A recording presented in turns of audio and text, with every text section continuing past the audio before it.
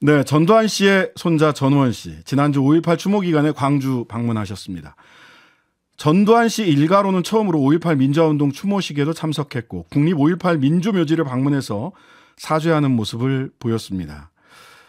오늘 스튜디오에 직접 모셨습니다. 전우원 씨 어서 오세요. 안녕하세요. 안녕하세요. 초대해 주셔서 감사합니다. 네. 자, 크리스찬이시죠? 네. 요즘 무슨 제목으로 기도하세요? 하나님의 공의가 세상을 다스리셔서 의롭게 사는 사람들이 은혜를 받고, 그리고 사람들의 죄가 있다면 죄가 다 밝혀지기를 바라는 마음으로 기도를 합니다. 네. 자, 지난주 광주 방문이 두 번째였죠. 첫 번째 방문 때 본인 외투로 이렇게 비석을 닦는 모습 저도 인상 깊게 봤습니다. 어떤 생각으로 두 번째 광주 방문길에 오르셨어요? 되게 복잡한 심정이었는데요. 아무래도 일단 저 포함해서 저희 가족이 5.18에 있어서 굉장히 큰 죄인이잖아요. 저희 할아버지께서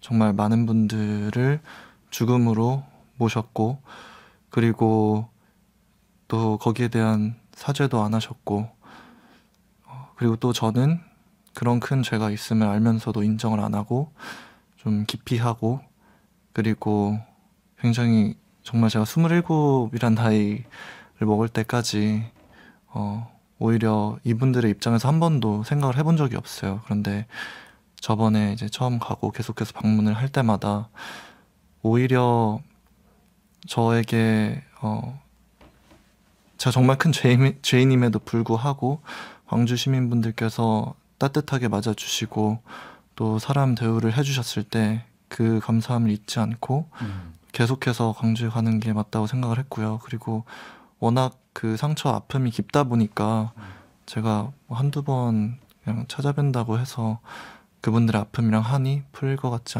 않아서요. 앞으로도 계속해서 방문할 생각이고요. 네. 네. 그 상처가 조금이라도 좀 아물 때까지 계속해서 찾아뵙겠다. 어떤 뭐 네. 기한을 정하거나 이런 건 아니겠네요. 그러면. 그렇죠. 왜냐면 그분들은 정말로 제일 사랑하는 가족분들을 네. 이루셨잖아요. 네. 근데 그분들은 돌아오지 않고 저는 지금 살아 있으니까 그거에 감사하고 또 죄송한 마음 계속 유지하면서 광주에 이런 소중한 기회가 주어졌을 때 제 사죄가 그분들에게 조금이라도 위로가 되니까 그런 소중한 기회가 주어졌을 때 계속해서 방문하고 싶습니다. 자, 나라도 사죄를 해야 되겠다. 나라도 진실을 밝히고 사죄를 해야 되겠다. 내가 아는 뭐 진실이겠죠. 네. 이런 생각, 이런 결심을 하게 된 특별한 계기가 있으신가요? 항상 죄의식은 예전부터 가지고 살았었는데요. 이제 당사자인 이제 할아버지가 돌아가셨어도 네. 피해자분들은 계속해서 살아 계시고 또 그때의 진상규명이나 이런 것도 제대로 되지 않았기 때문에 그냥 할아버지 돌아가셨다고 모든 게 다 무마되고 사라지는 게 옳지 않다고 생각을 했습니다. 예. 그 본인이 가족들에게 어렸을 때부터 쭉 들었던 얘기와 네. 그다음에 역사적 사실이 서로 다르고 그러다 보니까 할아버지에 대한 평가가 완전히 좀 바뀐 시점이 있었을 것 같은데 네. 그거는 언제였어요?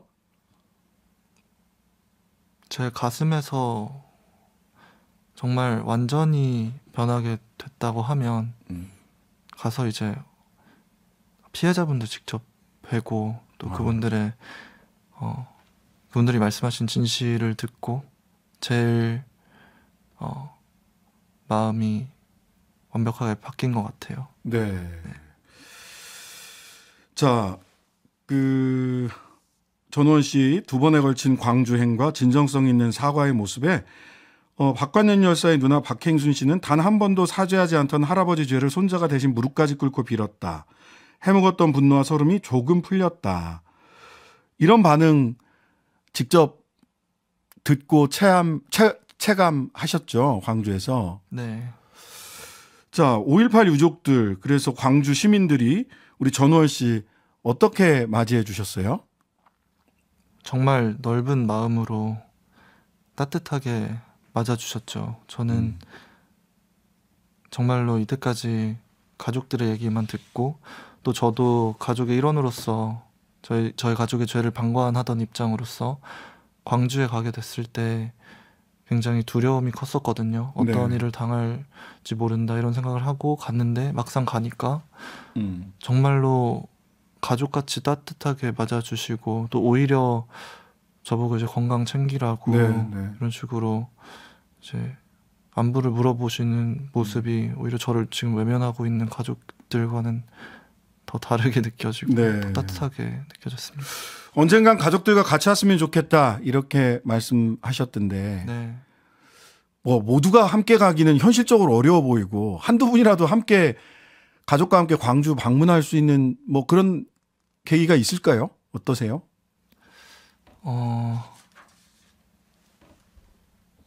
어머니께서는 음. 이제 보시면서 너무 죄송하다고 네, 네. 나중에 방문하면 좋겠다고 하셨는데 음. 정작 실제 당사자분 이제 할아버지의 이제 자손들 친자분들은 그런 마음은 없으실 것 같아서 좀 아쉬워요.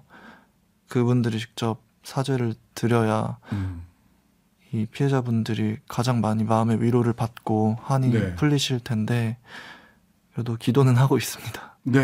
네. 네.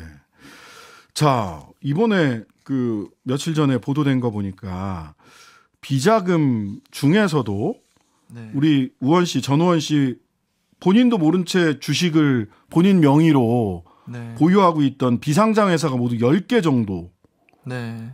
언제 내 명의가 사실 본인 모르고 있었으면 명의가 도용됐다는 건데. 네. 예. 명의가 도용돼서 주식 보유를 한 10개 비상장 회사에서 내 명의가 도용돼 있다. 네. 이 사실은 어떻게 아셨어요? 언제? 이 사실은 올해 제가 그 방송 촬영을 할 때 네. 그때 PD수첩 방송 촬영을 할 때 같이 용산 세무서에 가서 제 자산을 확인을 할 때 그때 과세네요. 네, 그때 처음으로 주식 보유 현황을 확인하면서 2000년대부터 제가 회사가 정말 많이 있었구나라는 처음 알게 됐습니다. 예. 주로 어떤 회사들입니까? 이게 굉장히 신기한 게요. 네. 회사들이 여러 개인데 네. 회사들의 그 목적 있잖아요. 사업 분야가 예. 거의 다 똑같아요. 그러니까 뭐 팩토링 업무, 팩토링, 유가증권, 뭐 투자, 부동산 개발, 그리고 소프트웨어 개발, 컨설팅, 그리고 신기할 정도로 모든 사업들의 사업 분야가 굉장히 비슷하고요. 그리고 실제로 그거랑 관련 없는 사업체임을 아는데도 네네. 다 목적은 그런 식으로 등기에 적혀 있더라고요. 실제 사업과 등기상의 설립 목적이 좀 다르다. 네, 근데 맞습니다. 등기상 설립 목적은 회사 등기상 설립 목적은 대부분 팩토링, 채권, 금융, 컨설팅, 부동산 네. 뭐 이런 것들이었다는 네, 거죠. 인수합병 등등. 그렇습니다. 인수합병. 네. 이건 이제 법률가로서의 촉인데요. 이거는 이제 찍어내듯 기성품 찍어내듯 같은 회사를 사실은 네. 상호와 이사짐만 조금씩 달리해서 네, 맞습니다. 그랬을 것 같고요. 두 번째는 설립 목적상 등기부상 설립 목적상 돈을 세탁하기에 좋은 설립 목적일 수도 있겠다. 저는 무조건 그렇게 생각을 해요. 그러시군요. 네. 그냥 변호사의 촉이었는데 대략 네. 당사자도 그렇게 생각을 하신다니까. 그러면 이게 결국 이 설립 자금 어쨌든 자본금이 들어가야 되고 최소한 네. 5천만 원 이상의 회사니까 자본금이 들어갔어야 됐을 거고 네. 주소상 어쨌든 회사에 이 사무실이라도 하나씩 있을 거 아니에요. 네. 그럼 설립 자금이나 운영 자금 결국은 그게 비자금 할아버지 비자금에서 나온 거다. 뭐 이렇게 지금 추정하시나요? 네, 저는 무조건 그렇게 생각을 하는 게요. 뭐 전재용 씨가 검찰 수사를 받을 때에도 네. 저랑 제 형 명의를 사용해서 계속해서 사업을 운영하고 아. 또 제 어머니 친모의 이름을 사용하시거나 네. 뭐 지금 새어머니신 예. 박상아 씨 그리고 박상아 예. 씨 어머님 뭐 윤양자 씨나 뭐 동생분 박주아 네. 씨 성함 계속 사용하셔서 회사들을 운영해 오신 걸 이번에 또 찾아냈거든요. 네네네. 예를 들어서 키벨리라는 회사가 네. 제가 한 20% 주식을 갖고 있는 회사가 있었어요. 오. 근데 그 회사를 찾아보니까 사내이사분이 이제 음. 박상아 씨 동생이신 박주아 씨 예, 그리고 예. 윤양자 씨로 작년까지 계속해서 돼서 운영이 되었더라고요. 그리고 등록지도 평창동 그 전재국 씨 큰아빠가 운영하시는 곳에 1층으로 돼 있는데 거기는 사업체가 들어선 적이 없는 곳이거든요. 그래서 네. 여러 가지 이상한 정황들이 많긴 뭐 그런 건 했어요. 이제 페이퍼 컴퍼니일 수도 네. 있겠네요. 페이퍼 네. 컴퍼니. 근데 20% 주식을 갖고 있으면 굉장히 지배주주에 가까우신 주식을 갖고 있는데, 근데 KBS 그 시사직격 보다 보니까 네. 본인이 지분 그 가지고 있는 회사에서 문전박대 당하시더라고요. 네, 저는 뭐 그 회사를 원래는 서류상으로는 2002년도부터 제가 주주로 등록이 되어 있었는데요. 네. 그런데 그 회사에 대해서 제가 처음 알게 된 거는 이제 2019년도에 네. 전재용 씨가 황제 노역 이제 끝마치고 나오셔서 네. 바로 돈 없다고 이제 노역 저기 네. 하셨죠. 벌금 안 내고 노역하셨어요. 네, 네, 생활비가 필요하다고 하셔서 그때 미리 작성해 오신 계약서 같은 거를 저한테 주실 때 이런 회사도 있었구나를 처음 알았었거든요. 예. 네, 근데 정말 저는 그거 외에는 이 회사에 대해서 올해 와서 직접 방문해 본 거 그리고 거절당한 거밖에는 경험이 없어서 그냥 제 명의가 도용된 것 같아서 좀 당황스러워요. 예, 명의가 도용됐다면 이제 크게 보면 두 가지 방향으로 법률 검토를 할 수 있을 건데, 하나는 뭐 사문서 위조 등 본인 명의나 본인 신분증 내지는 인적 사항, 네, 뭐 도장 이런 것들이 분명히 도용됐을 거란 말이죠. 네 맞습니다. 네, 사문서 위조 등이 하나가 있을 거고, 또 한편으로는 주식 명의 신탁, 다른 사람 이름은 내 실질 소유주하고 명의상 소유주가 다르다면, 이게 조세 네. 포탈의 목적으로 주식 명의 신탁을 했다면 조세범 처벌법으로 처벌을 받을 수가 있어요. 그걸 통해서 네. 조세가 포탈된 분들은, 조세를 네. 포탈한 분들은. 네. 그리고 또 한편으로는 본인이 명의가 어쨌든 돼 있으니까 내 주식 주세요, 이렇게 네, 주장해 볼 수도 있을 것 같은데, 지금 어떻게 하실 생각이세요? 지분이 있는 주식? 저는 솔직히 제 돈으로 번 주식이 아니잖아요. 네. 그래서 이게 물론 이 회사가 전에 이제 할아버지 비서하시던 손삼수 씨가 아직도 대표로 계시는 회사여서 이걸 어떻게 처리를 할 수 있을지 모르겠지만 네. 처리가 된다면은 처리된 그냥 모든 비용을 모든 금액을 다 사회에 환원하고 싶어요. 네. 공개적으로. 네, 네. 네.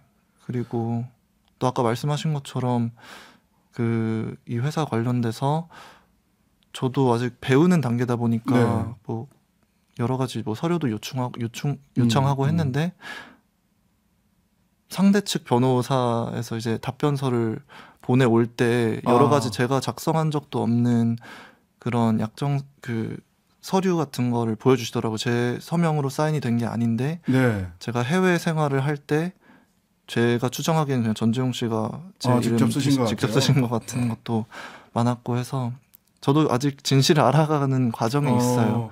어쨌든 네. 이거 여기서는 본인이 모르는 주식 소유자, 본인이 자기도 모르는 가운데서 한 10개의 비상장 회사의 주식을 소유하고 있었다라고 한다면 법적인 문제가, 형사적, 민사적 문제가 발생할 수밖에 없을 것 같아요. 네. 예. 하나하나씩 찾아가 봐야 될 것 같은데, 감사합니다. 자, 이 비자금 여전히 아직도 많다라고 하는 추정이 계속 가능해지는데, 혹시 규모를 한번 추정해 보신 적 있으세요? 지금 남아있을 만한, 남아있는?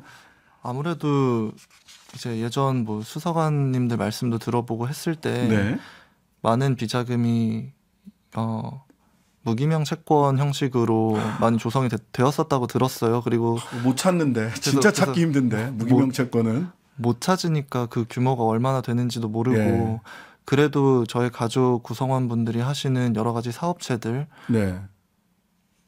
보면은 그래도 최소 몇백억은 있지 않으실까. 지금도? 최소 몇백억은 있지 않으실까라는 생각을 합니다. 예. 정말 작게 봐서요. 예, 아주 작게 봐도 그거보다 더 될 것 같아요.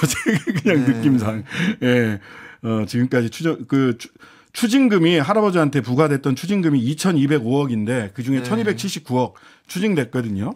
그러니까 네. 적어도 지금까지 추징한 금액만 봐도 남아있는 비자금이 이 지금까지 추징한 돈 이상이 남아있을 수도 있겠다 하는 생각이 들기도 하고요. 네.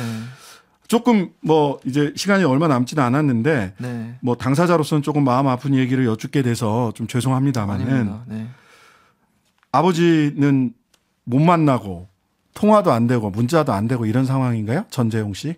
근데 모든 가족이랑 다 그런 상황입니다. 전재국 씨는 근데 문자가 나왔더라고요.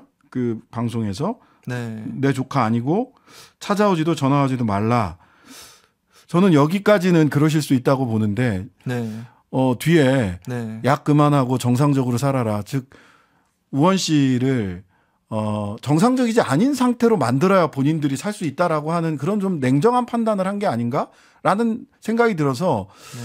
저도 마음이 아팠고 우원 씨 입장에서는 훨씬 더 조금 심정적으로 좀 괴롭지 않으셨을까 하는 생각도 들더라고요. 어떠셨어요? 그 문자 받고 나서. 실제로 제가 지은 죄가 가벼운 죄가 아니고 큰 죄이기 때문에 실제로 지적질 받을 만하고 또 앞으로도 계속 반성하고 절대로 하면 안 된다고 생각을 하고요. 모든 처벌도 다 받아야 된다고 생각을 합니다. 그런데 그것과는 별개로 네. 제가 어떠한 문제가 있는 것과는 별개로 제가 지금 지적하는 거는 저희 가족이 실제로 이렇게 많은 분들한테 피해를 입히고 사죄드리지 않은 점이랑 그리고 지금도 그분들을 이제 기만하면서 비자금을 계속해서 사용하고 계신 거 네. 그리고 또 제 이름만 해도 이렇게 말도 안 되는 양의 주식들이 나왔는데 네. 그렇죠. 다른 손자분들도 이런 식으로 좀 왜 조사가 안 이루어졌나라는 의문점도 있어서 그런 것도 좀 그렇네요. 제기를 하고 싶었습니다. 우리 사법부, 우리 검찰에서 그 실제로 추징금을 제대로 추징하기 위해서 노력을 했는가? 가족들의 과세 내역부터라도 확인을 했으면 지금 나오는 거였잖아요. 본인 과세 내역 확인해 보니까 그러니까요. 나오잖아요. 왜 그거 안 했는지 묻지 않을 수가 없네요, 사실. 저도 자, 놀랐습니다. 예. 미국에서는 회계사로 일을 하셨었는데 앞으로 미국으로 가신다거나 또는 한국에 계신다면 한국에서 본인 생각하고 있는 자기 향후의 활동 계획 또는 뭐 삶에 어떻게 살아가실 건지 뭐 마지막으로 한 4, 50초 정도 남았는데 실은 예. 앞으로의 계획은 제가 네. 크게 말씀드릴 건 없지만 네.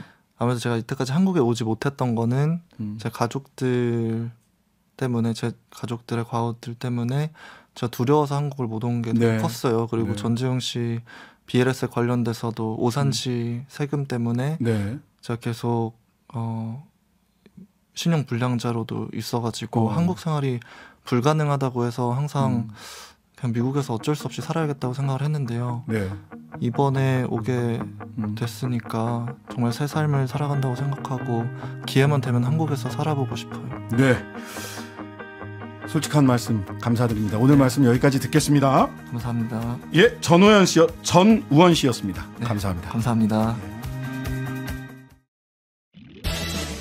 하루 종일 기다려지는 진짜 시사. 평일 저녁 6시 5분 신장식의 뉴스 하이킥.